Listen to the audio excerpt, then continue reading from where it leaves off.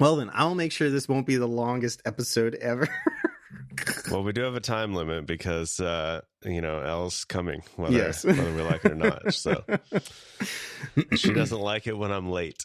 Oh, from my one phone conversation with her, it is very clear she is a woman of punctuality. Which is good. I'm not that style. So yeah here we are, 2:15. It's good to have those people in my life. I mean, we're not that far behind. It's the first time you're recording at your house. It's true. Lots of things to set up. It's all good. Okay. I really don't expect this to go more than an hour recording. So, okay. But we'll see. We'll see what happens. We'll see. Maybe we'll have a brilliant question. Yeah.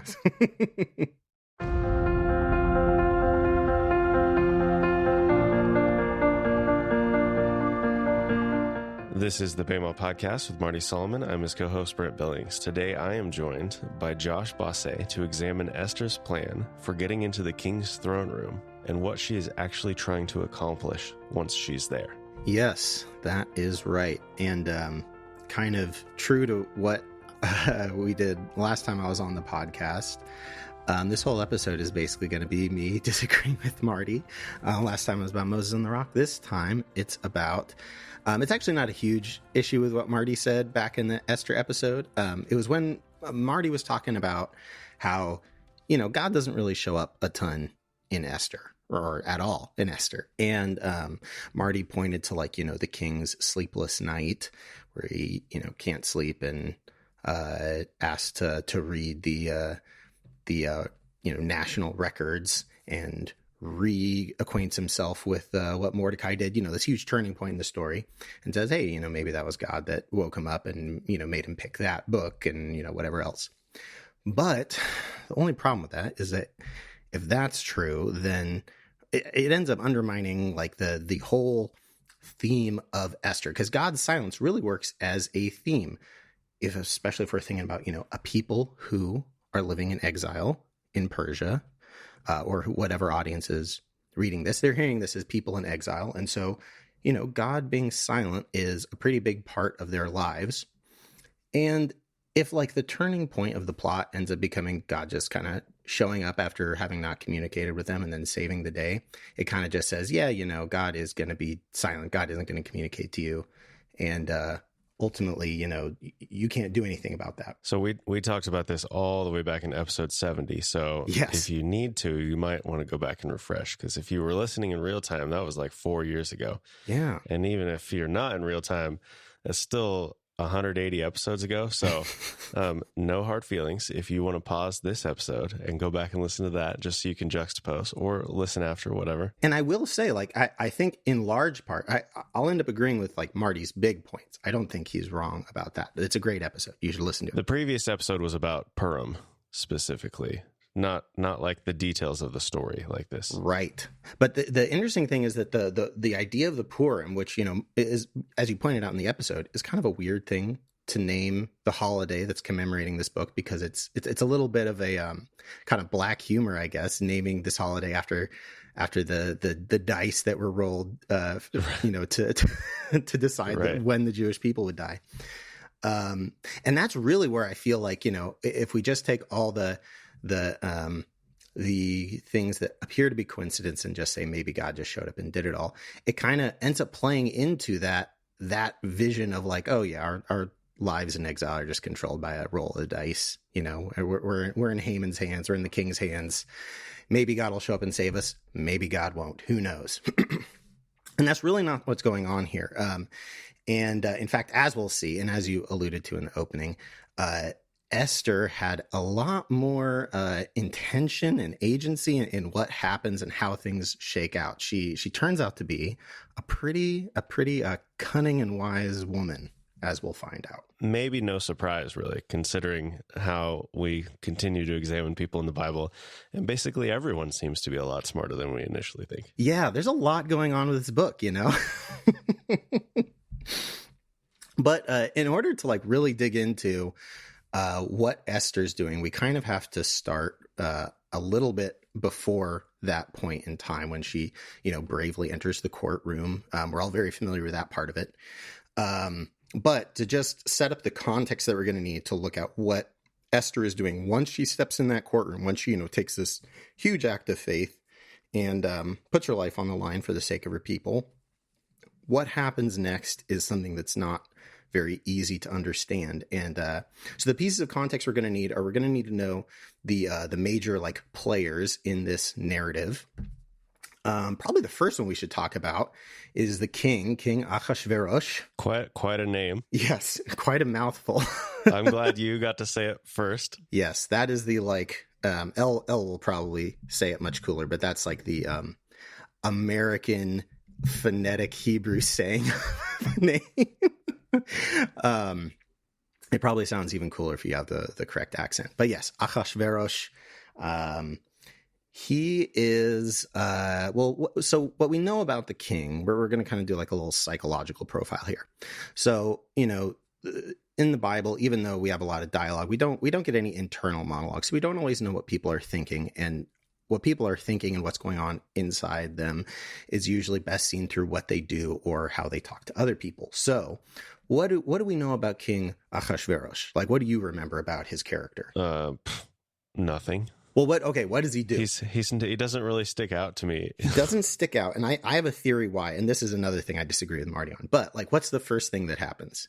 He throws his feast, right? Yeah. And it's very obvious that it's about like him looking good to his friends and his subjects, and like these people that were probably nobles in various parts of his kingdom. Typical behavior for a king, I would think. Right. That doesn't set him apart too much. But while he's doing this, he, of course, there's the incident with Vashti, right? And to me, like what I hear when I see all this stuff, there's two things that jump out at me. One is that he's Marty points out that he's very image conscious. I actually am going to put a little bit different of a twist on it. I think Achashverosh is kind of insecure, right? Like he's brought everyone into town to show them how cool his stuff is, and then like 7 days in, he's like, I want to show you my hot wife, and it's like, like, dude, like, what are you doing? Like, it's, I don't know. It's not always easy to know, like, what the kind of cultural vibe would have been back in their day. And that may have been braggadocious, but it's like, you can definitely see that he's trying to impress his friends. Right. Right. Yeah. And he's a king. Like, at the end of the day, I don't know. To me, it comes off as a little insecure, especially because one of the other patterns for his character is that, and I think part of the reason why you don't get a lot of character there, he's kind of flat, is that he does pretty much what everyone tells him to do. Like the whole thing with Vashti happens, he doesn't get he doesn't make this decision to make this decree. The guys around him kind of pump him up to do it. They're like, hey, like this is going to make all of us look bad. You should issue this decree. And so what I see in that is this guy who's insecure and is, trying to kind of make sure he doesn't look dumb to the people around him. And I think that's because he is kind of dumb. Marty thinks he's really smart. I think he's kind of dumb. I think he just seems to be this guy who's going around. He's insecure and he's kind of dumb. And so that makes him very pliable, which is important because literally I don't think there's anyone who talks to King Achashverosh, asks for something that he doesn't do like just exactly what that person says.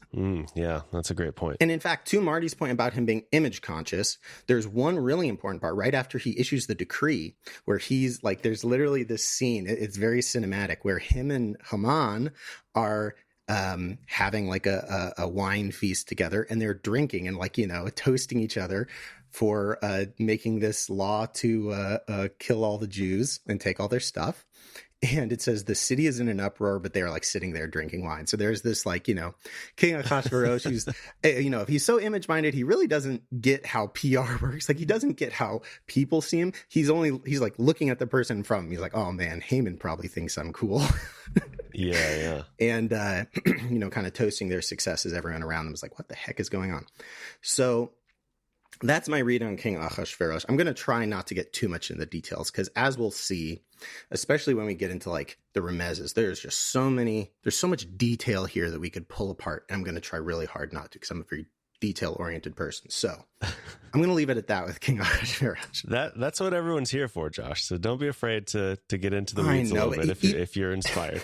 Even if after I was, even just as I was going over like my notes on this teaching, one of the big things, Marty mentions this in the original episode, but one of the big themes for this book is Joseph. Like once you start thinking about the Joseph story and this story, things just pop out all over the place, from the hidden identity to, you know, being second under the king to like, and it's not just one person. Haman is very much like Joseph. Mordecai is very much like Joseph. Also, Esther has moments where she's very much like Joseph. So if we chase down every single one of those, we would be like looking at multiple chiasms layered on top of each other. It's insane. So we're not going down that path. I would love to, but it would take like, 8 podcasts. So we're going to go through these kind of quickly. So that's King Ahasuerus. That's kind of in the background here. As we talked, or as Marty talked about, and you talked about in the original episode, we're talking about a book that's speaking from like, this place of like kind of political scheming. So the king is an important part of that. But the real players in this story who have a lot of character are Mordecai and Haman. And we're going to start with Mordecai, just like the book does. And right from the get-go, just from his name, we already know a good chunk about him. For one thing, his name, Mordecai, is going to make us think Babylon. Because Mordecai, the root word Marduk, Marduk was the patron saint of Babylon. Like the actual city itself. So but we're not in Babylon anymore, right? This is taking place in Persia, specifically in Susa, in the capital. So, we have this kind of immediate reminder that, first of all, this isn't their first exile, and this probably isn't even Mordecai's first exile. He may have been born into the Babylonian exile and then like transitioned into this exile.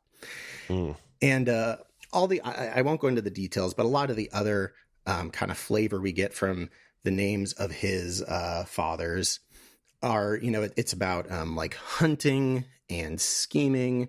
And actually, we see this most perfectly in him just being a Benjamite, because the blessing that's given over the Benjamites is that there'll be like a wolf that like gets a bite of its prey in the morning and then hunts it all day, just tracking down this, this poor deer or whatever, following the blood trail from the little nip he got. Yeah. And it says the wolf that tastes its prey in the morning and feasts at night. So he's like, he's patient, he perseveres, he endures, but there's this kind of scheming thing that he does. And really what this paints is a picture of someone who thinks like he isn't just a schemer. He thinks in the long term. He's patient, right? He's seen in exile. He knows that, these things take a long time to shape, and you don't know God's plan. One exile ends and you don't go home, you just go to another exile.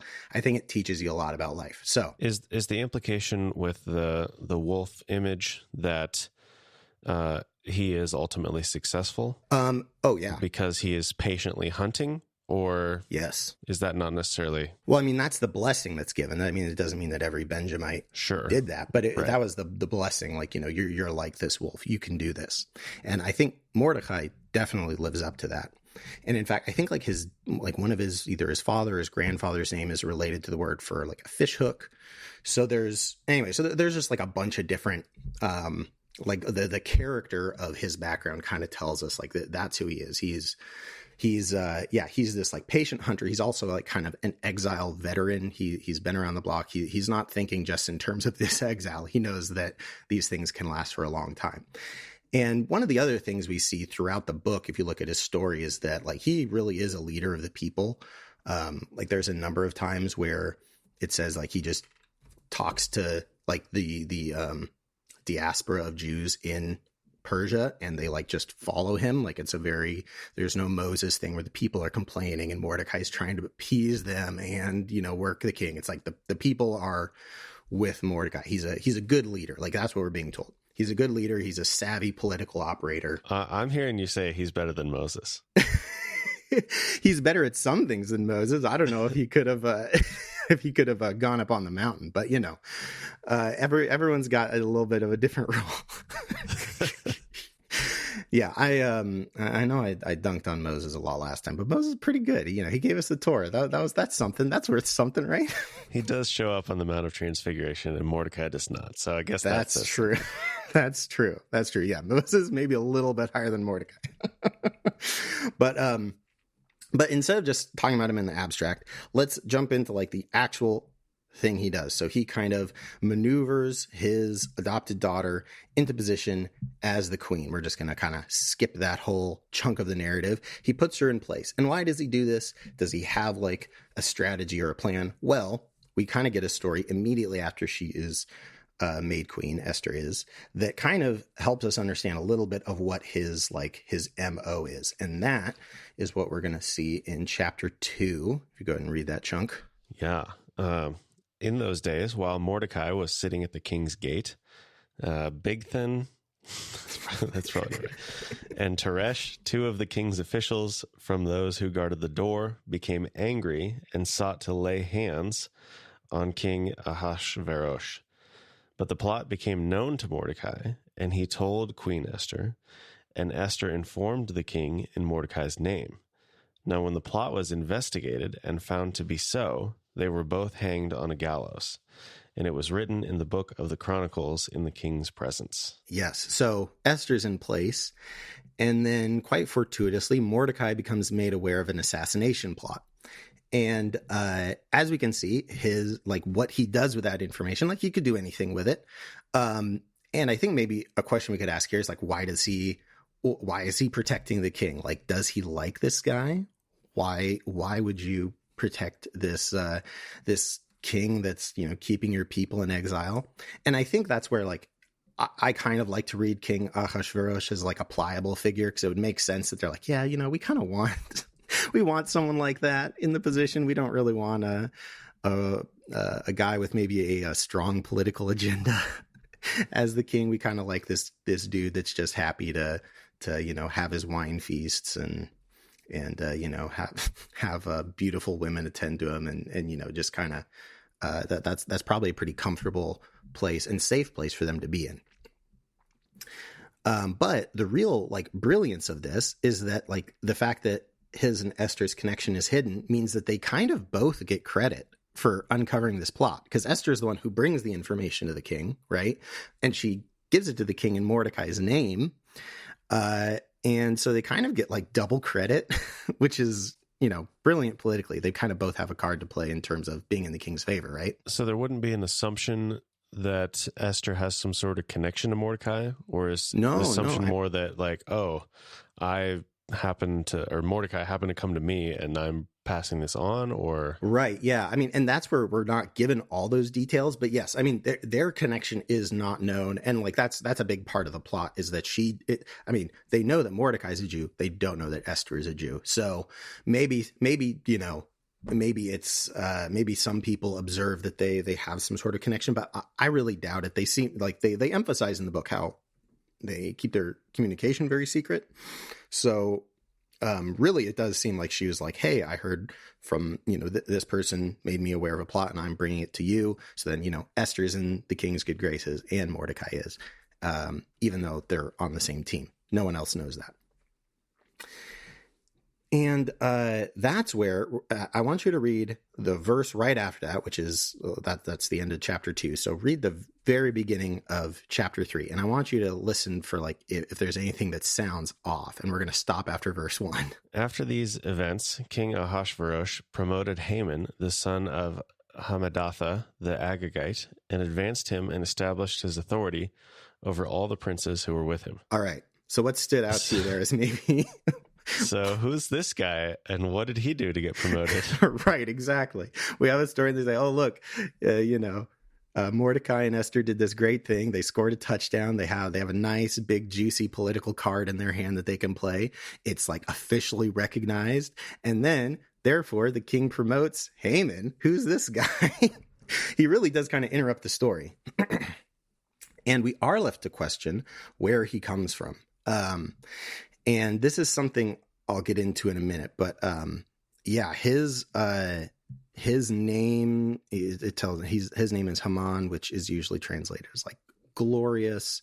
If I remember correctly, Hammedatha, his father's name, literally means like two-faced. And then the whole Agagite thing, we're going to have to unpack that later, but that becomes very important. Either way, what we get right off the bat from Haman is that, like, yeah, he kind of just appears on the scene. We don't even know how much time's passed between chapter 2 and chapter 3. I do think the way I read it is that there is a significant amount of time, but the way you read it, I think it is supposed to kind of surprise you that it's Haman being advanced rather than Mordecai. Yeah, this is the very first mention of his name in the book of Esther. Mm-hmm. Yeah, 3 chapters in, and here he is. It's Haman. Now go ahead and I want to read the next couple verses, and I'll stop you because we need to talk a little bit more about Mordecai before we get into Haman. All the king's servants who were at the king's gate bowed down and paid homage to Haman, for so the king had commanded concerning him. But Mordecai neither bowed down nor paid homage. Then the king's servants who were at the king's gate said to Mordecai, "Why are you transgressing the king's command?" And I think that's a great question. Why is he transgressing the king's command? That doesn't make what happened to the savvy political operator? Yeah, that's not going to score him a lot of points. Yeah. So what the heck is Mordecai thinking? Now there's we could get a lot into the rabbinic conversation. One of the big rabbinic theories is that Haman would like wear an idol around his neck, and so Mordecai wouldn't bow down to him because, you know, he would be bowing down to an idol at the same time. And I kind of don't buy that because, I mean, I don't know. It could be true, but it's like his name's Mordecai. He's literally named after a foreign god. Like, I don't know. He doesn't, I mean, he entered his daughter into a sex contest like they talked about last time. Like, you know, this is where he draws the line. Yeah. Not where you would expect him to make a stand. Yeah, exactly. So we're going to hang on to this and try and we'll have to understand Haman more to understand why. But I think we need to recognize here that Mordecai, once Haman shows up, Mordecai starts acting really weird. Like he's taking this big L, doing something very unpopular. For what reason? What's he benefiting from this too? It's like he's standing on his principles now for no conceivable benefit that's obvious in the text. And yeah, why would he be doing that? Well, okay, let's keep reading. I mean, if there is a chunk of time that has passed since then, I could see him being like, okay, I'm the one who, you know, stuck my neck out, went to the queen, made sure you didn't get killed. And what did I get for that? Nothing. And so he's bitter and he's like, oh, well, whatever. I'm not going to bow down to you. Like, who cares? Like, apparently I can't get anywhere in this kingdom. So what do I have to lose? You know, I might as well die. Wow. Yeah. So there a lot of, I mean, some of what you obviously all that's conjecture, but to speak to one part of it, I think what you said there, like if there is a gap, like maybe he's thinking like he has the clout to just kind of ignore this young upstart Haman. He doesn't have to pay attention to him. He's got his bona fides. That's kind of the vibe I get. Sure. Yeah. And I think there's another layer down, but we got to keep reading. So why don't you keep reading that little chunk? Now it was when they had spoken daily to him, and he would not listen to them, that they told Haman to see whether Mordecai's reason would stand. For he had told them that he was a Jew. When Haman saw that Mordecai neither bowed down nor paid homage to him, Haman was filled with rage. But he disdained to lay hands on Mordecai alone, for they had told him who the people of Mordecai were. Therefore Haman sought to destroy all the Jews, the people of Mordecai, who were throughout the whole kingdom of Ahasuerus. There's a couple interesting things here. So first of all, Haman didn't even notice at first. Like they have to tell him that Mordecai's blowing him off, which to me says that, like, you know, Mordecai scored some points, but he's probably not like foremost in the court. Like, again, we have to remember this is Persia, right? Like this is a massive empire. He represents one probably relatively small people group. So he's in the king's good graces, but I don't think he's like, you know, he's not the big guy in the courtroom. Like they said here, Haman doesn't get mad until after the other courtiers tell him. And, but without, you know, kind of moving on to the Haman side of this, what do we learn about Haman, this guy whose star is on the rise for sure? What does this little passage tell you about his character? Well, he seems a little insecure about it. Yeah, a little in terms of him freaking out. Yeah, him. You're not going to bow down to me? I'm going to destroy your entire people group. Yes, exactly. And we kind of see that ambition there too, where it's like he isn't. He doesn't have his sights set on just like, I'm going to respond to this and deal with this problem. It's like, I'm going to do it in the most like in the wildest way. You can kind of just see this unbridled ambition. And at the same time, like you said, this complete like insecure emotionality that he just like instantly breaks out in rage and is like, all right, I'm going to do an entire genocide. Yeah. Not a proportional response, not a man of wisdom or, anything like that. Somehow this guy is rocketed to the top, and we're going to see how or actually I'll just describe it in a second. But the other thing I want to point out here is just how short term his thinking is, right? We talked about how Mordecai kind of has this long term, like he's kind of trying to build a political structure so that he can protect his people and kind of manage their time in exile as best he can lead them through it. And Haman, we just see it's like he's rocketed to the top. He has some sort of capacity for being good at this stuff, but it's certainly not that certainly doesn't come from a place of him being a subtle person. The other thing that's really interesting here, because I mean, Mordecai kind of messes up here, right? He, like you said, maybe he thinks he has a card to play. He thinks he's safe with the king, so he can, just kind of blow this guy off. But it's very much a mistake, because not only does it irk Haman and bring on this, rageful response, but in addition, the reason he gives to explain it also communicates who his people group are. He says, I can't bow down to this because I'm a Jew, which ends up being why Haman, because he has that information, the text underlines, like, because he knew who his people were, he was able to be like, all right, we're just going to kill all of them because that pisses me off. So like Mordecai really does make a misstep here. Like it really just seems like he overplays his hand. But why? Like, I mean, I think we could draw a parallel between like Haman versus the existing king, where it's like, yeah, I would rather have King Ahasuerus be king over me than King Haman. That sounds insane, Yeah, the kingdom would fall apart instantly. I think. Yes, exactly. And it would be like, you don't want to be anywhere near the courtroom because, you cough the wrong way and it's like your entire family is just going to be catapulted into the ocean or something awful. The other thing that's really interesting, and here's my theory about what Mordecai's thought is, because I don't think he was just like, I get no respect around here. I should be able to ignore this guy. I think he actually doesn't believe that the commandment is real, because when it says, when it tells us what the it tells us that if we go back all the way to verse 1, we were told that Haman is promoted, that he's advanced, his authority established over everyone, again, a very Joseph thing. He's kind of put right under the king. And it says that the king had commanded everyone bow down. But the way it's worded in the Hebrew, it says everyone had to bow down and pay homage to Haman, for so the king had commanded. And then it uses the Hebrew word lo, which is a preposition, which could mean about or like for, or it's usually translated concerning him. So that's what the king commanded about Haman. But you could also read it as that's what the king commanded to Haman. So there's a possibility that you read this where basically Haman's like, in with the king, they're buddy, and Haman comes out and says, hey, guess what, everybody? The king commanded that you all have to bow to me. The king commanded that to me, and I'm telling it to you now.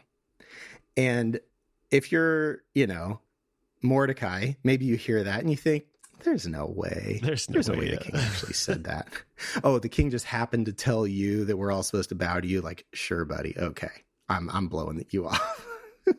And especially when we see how like destructive Haman is, like I doubt that he was able to hide what kind of a person he was in that respect. So maybe Mordecai saw and said, this guy is dangerous. But he's a flash in the pan. His star's rising quick. He's going to be out of here. I'm just going to call his bluff and say, the king didn't say that to you. I'm not going to bow down. Besides, I don't have to because I'm a Jew. And, and I'm in the good graces of the king. So what's this guy going to do to me? And we learned very quickly what Haman is going to do to him.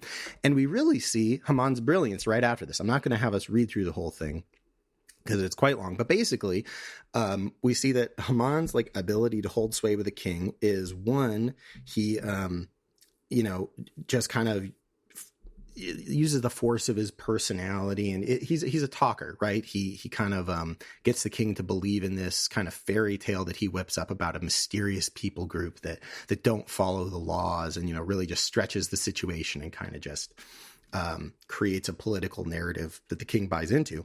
And not only that, we learn that he's fantastically wealthy. Well, and we established earlier that he, the king specifically, is fairly impressionable. So exactly, you don't even have to be that good of a storyteller to get the king on your side. Yes, and we end up seeing the other side of this, which is that Haman is also incredibly wealthy.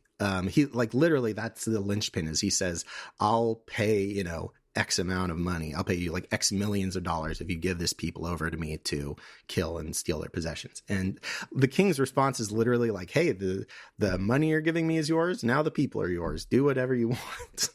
So Haman is also coming into this with a lot of personal wealth, which is a great way to get ahead in politics or really any field.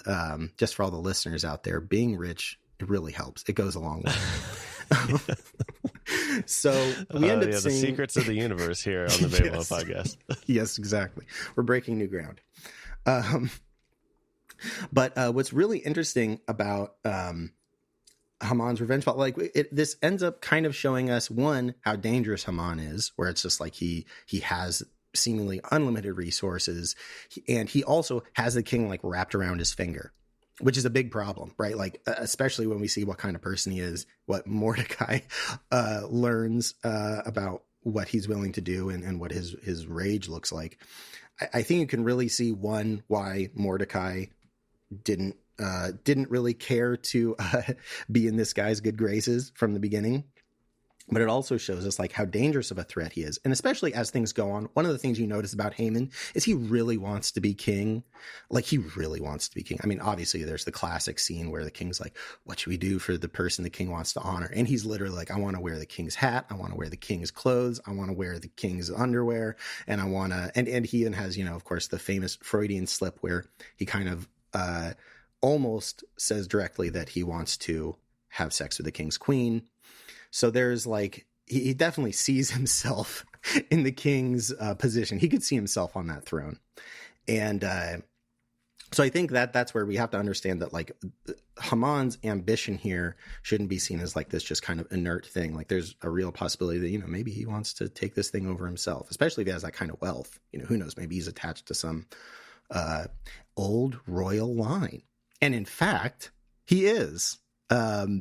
Why don't we go ahead and read 1 Samuel 15? And this will also give us a little context as to why there's a conflict between Mordecai and Haman that just kind of happens automatically, kind of without them seeming to have any history. Let's read this passage in 1 Samuel and hear a little bit more about that history. Then Saul attacked the Amalekites all the way from Havilah to Shur, near the eastern border of Egypt. He took Agag, the king of the Amalekites, alive, and all his people he totally destroyed with the sword. But Saul and the army spared Agag and the best of the sheep and cattle, the fat calves and lambs, everything that was good. These they were unwilling to destroy completely, but everything that was despised and weak they totally destroyed. Very interesting. So if we'll remember, Saul is a Benjamite, and Mordecai is a Benjamite, and what was Haman again? Haman, son of Hammedatha, and Agagite. And this is the only other place in the text where we really see anyone named Agag. So, and isn't this ironic too, that because Saul conquered this guy and didn't destroy him like he was supposed to, and this is kind of the final mistake Saul makes. After this, Samuel literally just never talks to him again. And he keeps all the nice stuff, and literally he follows God's command until he's like, oh wait, this is nice, I want to keep this. And in fact, he keeps this king named Agag alive, who is the king of the Amalekites, who, if we'll remember, are the people that God said we need to blot them out because their whole thing is that they, when Israel was in the desert, they came and attacked the weakest and among them, and, you know, the stragglers, the old people, the children at the back of the line. So this is not a good person. I really love Samuel's sass. This is a total aside, but I love Samuel's sass because Saul comes back to him, and Samuel shows up, and Saul says, "The Lord bless you. I have carried out the Lord's instructions." And Samuel says, "What then is this bleating of sheep in my ears? What is this lowing of cattle that I hear?" Yes, exactly. Saul's like just got like money coming out of his pockets. He's like, "Oh yeah, I totally got rid of all that stuff for God." Yeah. And the crazy thing to me too is that he keeps the king alive. He kills all the people, but he keeps the king alive. It's like almost in this we see kind of a reflection of Haman's ambition, where it's like Saul wants to make friends with other kings, rather than put this guy to death as God told him to. And maybe like, if I have the reputation of sparing the kings, if someone ever conquers me, they'll spare me. Right, like exactly. Like a self-protection insurance plan. Exactly. He's like, I don't want the other kings to think I'm like not a nice guy. I want we really see what Saul's priorities are here. And it's like perfectly reflected here. Like in Haman, we have someone who is super ambitious. And really, you know, we know that if Haman did descend from King Agag, and then hence is called an Agagite, literally it's like Haman wouldn't have existed if Saul had done his job.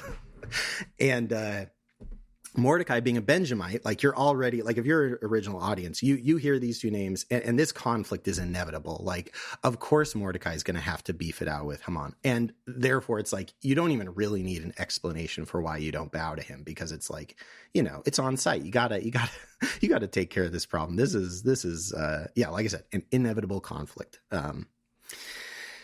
The other interesting thing about this part is, if you'll notice, and again, this speaks to why we can't get into all the details. One of the interesting things when Haman is, you know, figuring out his plot, when he's tossing the Purim, the lots, and they fall on a specific day, and very luckily, the day that they fall on is like almost a year from when he throws the dice, which, I mean, maybe that's God stepping into the story, but either way, the day he brings it to the king and says, like, this is the day I want to do it, you know, at the end of this year, is literally the day before Passover.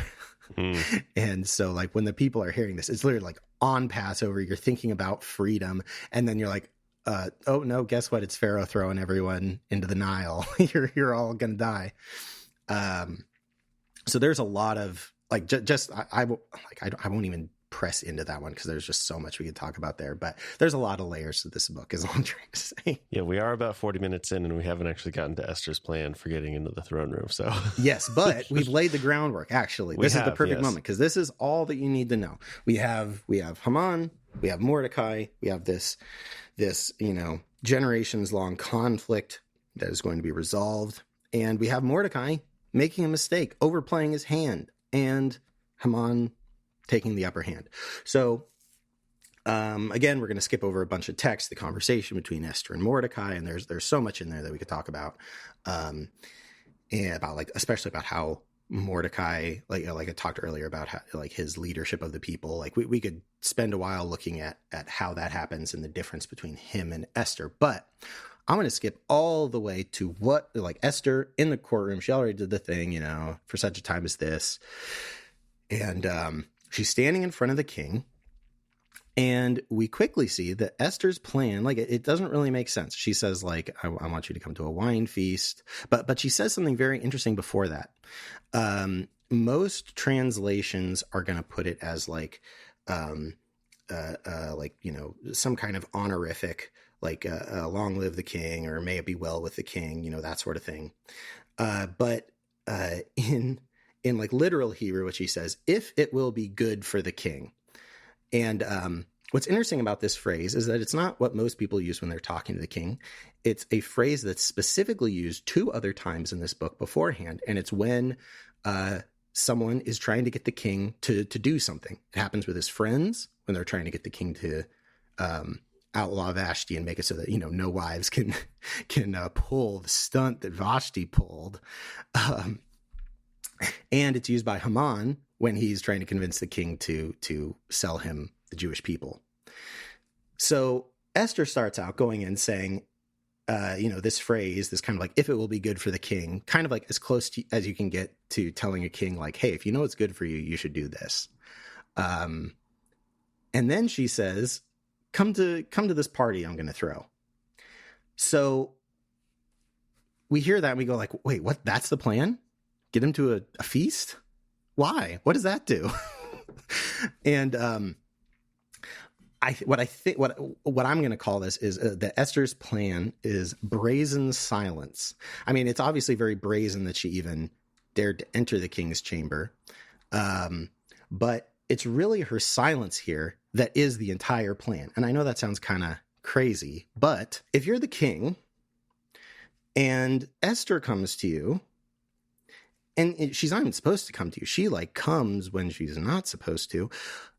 And she has something to tell you. And then she uses this phrase, if it's going to be good for you, like you got to do something, but let's have a feast. Like, what are you thinking if you're the king? Why would I go to somebody else's feast? I'm going to throw a better feast. Okay, sure. You could go that direction, but let's think about this time. What's the last, Esther has something important to say, right? What's the last time Esther had something really important to say to you? He was about to die. Yeah, there was an assassination plot. And now she says, there's something I really got to tell you. Something so important I got to tell you. I got to break a rule that would endanger my own life to tell you something, king. Something that is like actionable, that you need to do something about. That if it's going to be well for you, you need to do something. And then she doesn't tell him what it is. She says, I got to talk to you about it in private. So if I'm the king, my first thought is like, wait, she can't tell me in public. She can't even just tell me like in my own court.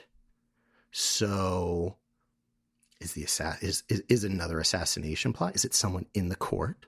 What's going on? Why can't she tell me? Yeah. And if you'll notice, the king, his whole attitude after she tells him that is he uses words like immediately and hate, like it's all speed. He's like, okay, well, let's go have this feast right now. I want to hear what happens. On the other hand, if you're Haman and you hear there's a private wine feast with the king, Esther, and you get invited, like, what are you thinking if you're Haman? What are you feeling? Probably that, well, I don't know. I feel like it could go a couple different ways. It could be good or bad. I'm not sure. Either he's thinking like, oh, this is like I'm getting a private audience with the king and I'm special, or they're about to tell me something and I'm about to be removed of everything that I have. Well, see, here's the thing. So, and this is where I like the I'm special line, because if we think about what's happening to Haman, it's been all wins, right? He's like elevated by the king. That's the first thing that happens to him. Then some guy steps to him in the court and he successfully like ended that guy's life and the life of all his people. Like, you're on a string of wins, and then you get invited to like a VIP wine feast. You're probably like top of the world. And literally he goes home and he's like in a celebratory mood. He's like, nothing bad can happen to me. I'm the best. I'm the GOAT. Let's, let's make a fancy gallows to hang Mordecai on. So he is, if anything, way overconfident. So just by not saying anything and presenting this feast, Esther has fed into Haman's ambition and fed into the king's insecurity and fear. Then they have the feast immediately. Esther still won't tell him and says, let's have another private conversation with you, me, and Haman. And it's after that the king can't sleep.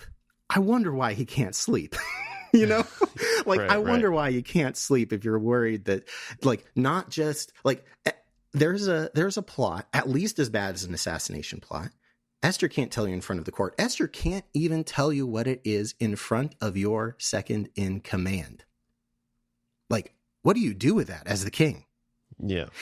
And so what does the king do? He says, hey, bring me the records of the last time I was assassinated, or someone tried to assassinate me, rather.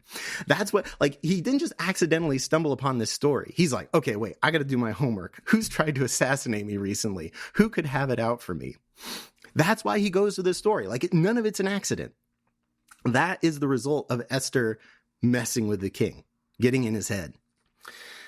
So the real thing that I think Esther is doing is the key is that she invites Haman as well. And this is what makes it like so beautifully simple, because Haman thinks he's being included because he's special.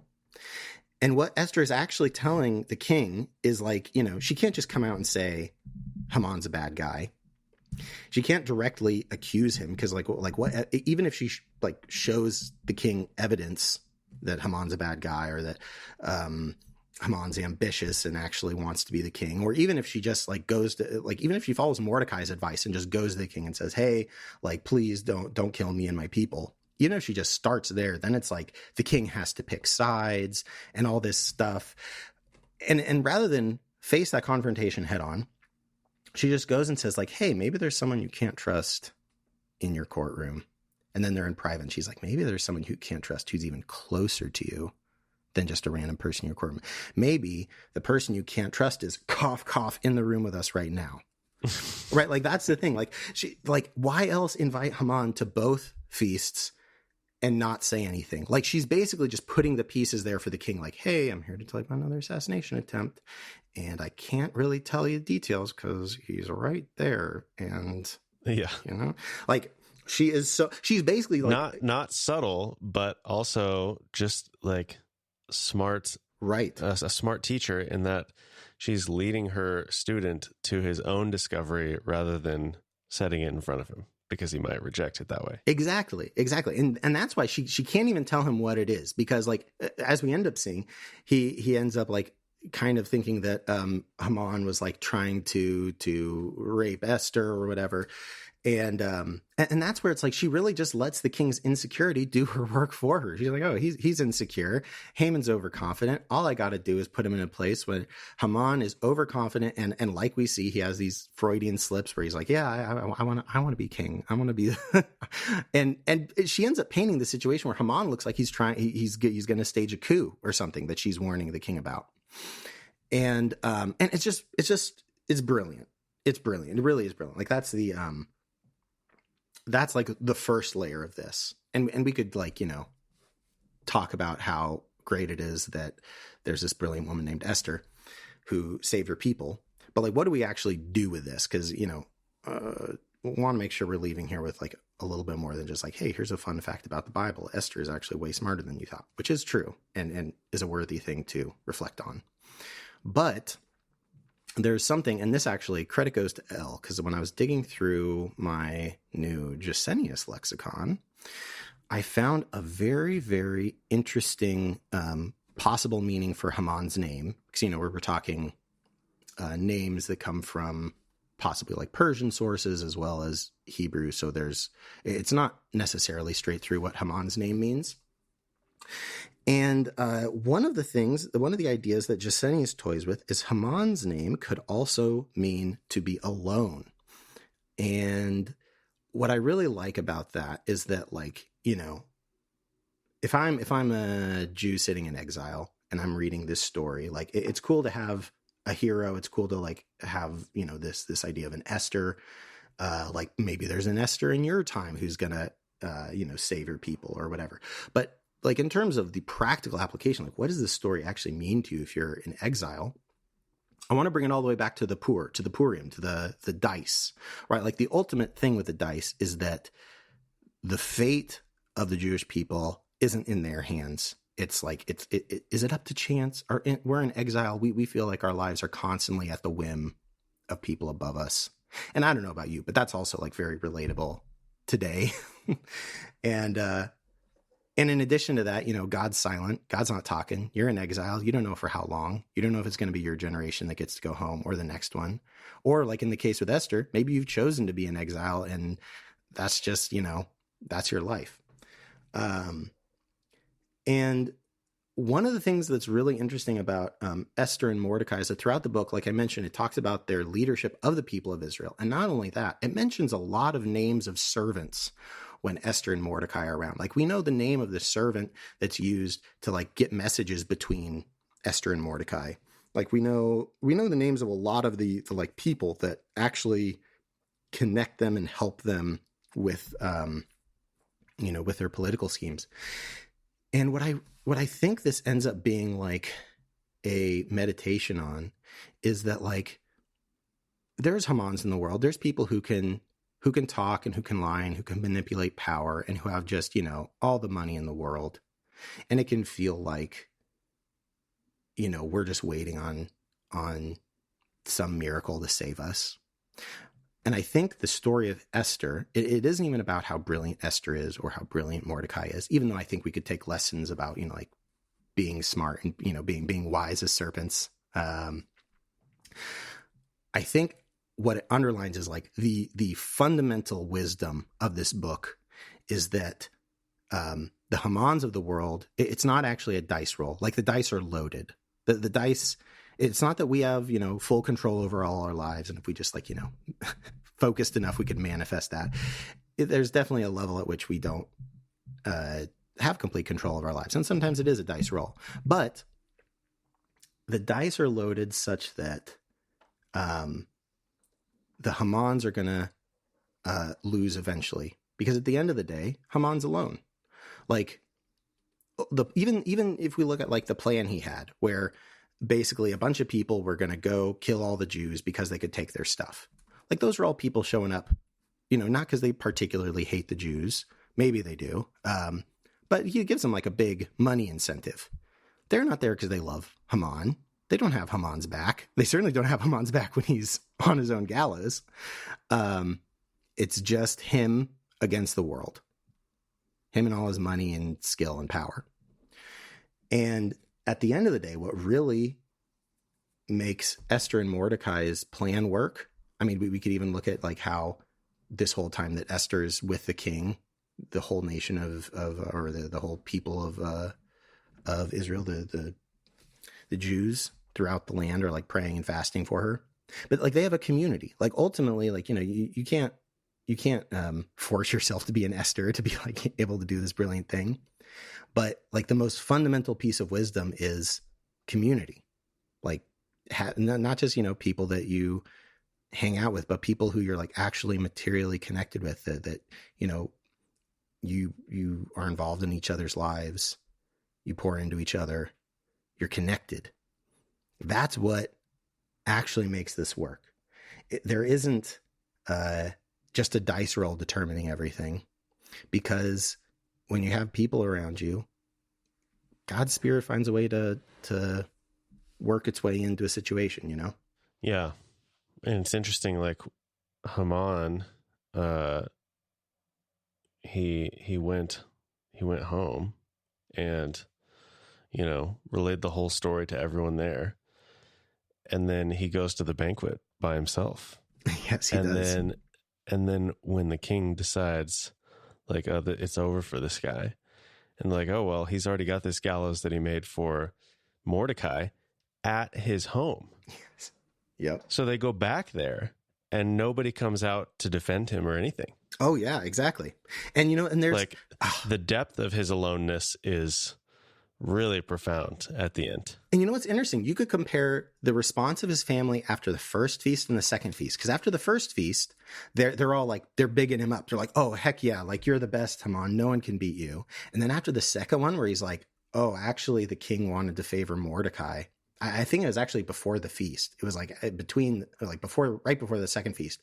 I think they're literally like, oh, the king picked Mordecai over you. You're done. Like literally his like, I think his wife tells him to his face, like, oh, you're going to fall now. Like there is no loyalty even between him and his wife. It's insane. He is so alone.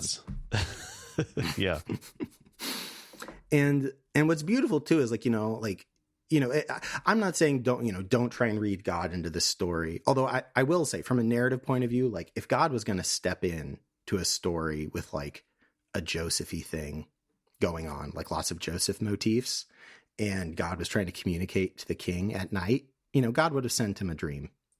And I think like for our modern day where we really like, we don't live and operate like God doesn't speak to us. We don't have any new, gospels being written. We don't have any like new inspired works. We are living in an age where God is to some degree silent in that context. Not saying the Spirit doesn't do things, but it is a very different thing to like live in that context and to be looking and waiting for God to show up in a dream or whatever. Like that's, actually, let me back up because that's not what I want to say. Like God's silence is something that we've all experienced, and it's not easy, especially when we read stories where people get to hear from God really clearly and we see how much strength that gives them. And I think that what this book encourages us to do is that, like, if we're going to make it out of this thing and actually like materially make kingdom a reality, we have to start with community, and that is the strength. That is how God actually ends up speaking and changing situations from total destruction to total salvation. I love it. Salvation in maybe the way, maybe not in the way that we typically think of it. Yes. It's good. All right. Well, should we close it down? We almost got an hour out of Esther. Yeah, I know. We could go for long. Like I've got a lot of other stuff we could talk about. You wanted to. Like I was just to give everyone another little nugget, because I love this one so much. Like Esther does everything like flipped. Like even you can even look at everything she does as a reflection of Vashti, right? Because Vashti was told to come to the king and doesn't. Esther isn't told to go to the king, but does. And like, there's just so many little things like that where you can just you just poke this little book a little bit and you'll see how much wisdom Esther has, and how much wisdom the writers of this book had to be able to put together such a narrative. Oh my gosh, I'm like talking way more than I meant to. Yeah, this is a great book. You poke it a little bit and you'll just see all the great stuff in there. You should do that more. Well, so what the listeners should do is explore Esther a little bit, and then when they get stuck, they can join the Baymoss Slack and pop over to the Session 6 channel, and they can be like, Josh, here's what I found, but what in the world is this? Yes. And then you'll get to, share a little bit more. Yes. And the other thing all the listeners should do is go out and start building community. Start working together with other people around you to make kingdom real. That's the thing you got to do. And maybe that's on Baymoss Slack, or maybe it's in your life. Who knows? Yeah, hopefully. Maybe both. So, all right. Well, that'll do it for this week. If you want to get a hold of Marty and tell him how much you agree with Josh about his take on Esther, you can find him on Twitter at Marty Solomon. I'm at BCB. Josh, you're not on Twitter, right? I'm not on Twitter. I've successfully... Slack is the way. Slack is the way. Or my new Baymont email, whose name was inspired by Brent himself. This is a Brent original. It's midrashjosh at gmail.com. Yes, if you send me questions there, anything you want. I love answering questions. You can take up a lot of my time by asking me a juicy question. All right, sounds good. Well, I will have links for episode 70 if you want to go back and listen to that, as well as a link to join the Baymoss Slack in the show notes.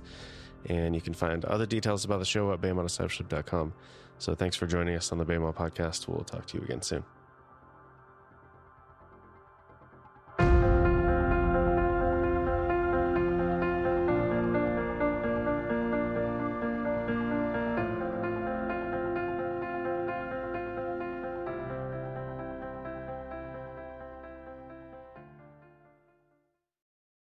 There we go. Man, we did do an hour. 3:15 on the dot. I'm not surprised. I know. Ugh.